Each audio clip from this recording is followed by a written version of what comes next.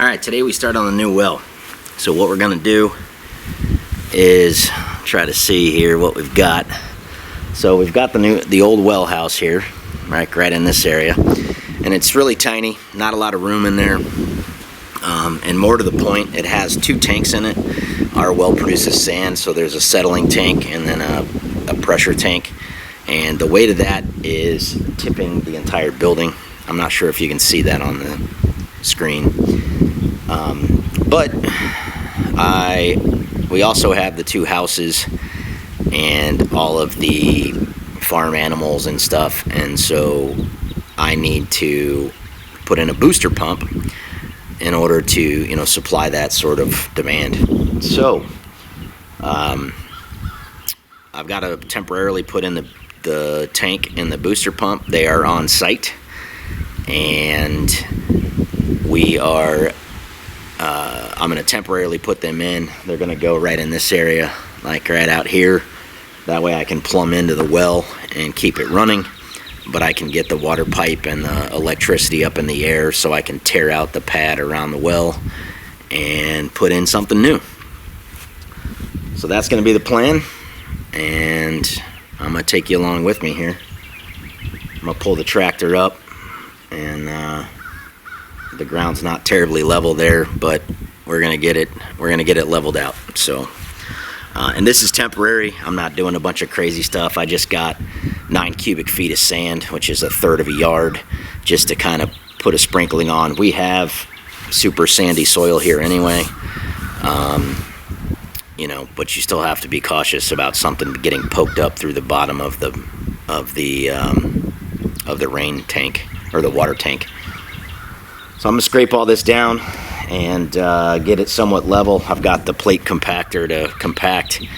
Then I'm just gonna do a top dressing with the sand and get the tank in place. And then the next couple days, I've got to get it all plumbed up. I have my floats coming. They should be here Monday. And of course, I've got to run to the hardware store, Lowe's or Home Depot, and pick up a bunch of piping. So, but I'll bring you along with me, and you'll see what's happening. All right, first things first, I got to figure out level. I don't know if you've ever seen a zip level. They're a little spendy, but they're worth their weight in gold. I'm gonna go ahead and get this set up and try to figure out what kind of the lay of the land is here. There's a big hump in there. You probably can't see it on TV. And in fact, let me turn you this way a little bit. So out in this area here is where this tank is gonna go, but there's a big hump where I'm guessing an old tree used to be. So as I dig this out, I've got to figure out what's under there. Might have to clean out some old roots just to make sure they don't punch the tank, but we're gonna get this going.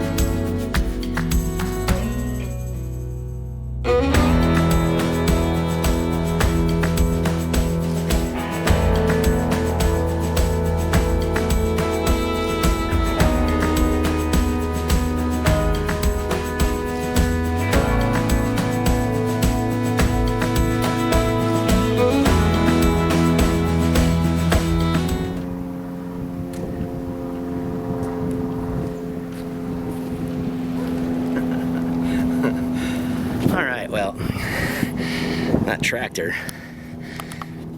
It's a little too wet. We got about 2 inches of rain yesterday. And normally this dries out pretty good. But that tractor was digging in deep. And so there's a power line going to the panel there in here. Now it's starting to get scared. So it's just trying to strip the top level off. But there's still too much grass in there. So I'm gonna do it manually. Otherwise, I'm gonna end up with a bigger mess than I started with. But yeah, just get that spot cleaned off. I've got some red clay out in the field. I can come in and backfill, bring it up. That way the tank's up above the ground and it doesn't have water pooling. And then we'll put some sand on top of it. But you can tell it's pretty dang wet. So anyhow, we'll get it exposed. That'll help pack it down.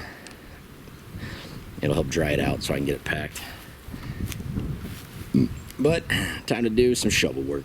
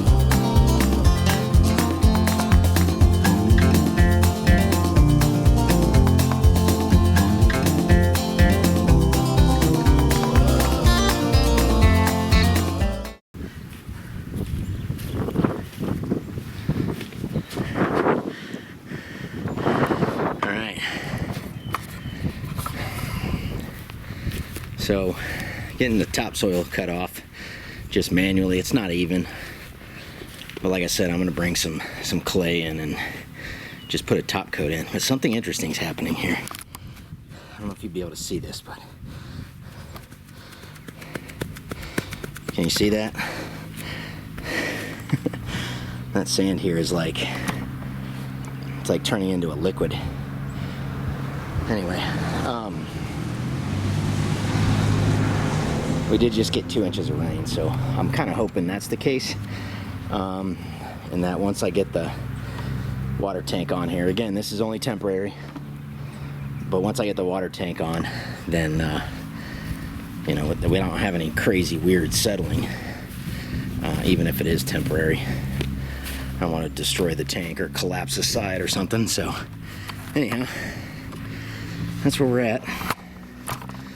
You know, out here sweating like a pig, but we'll keep going.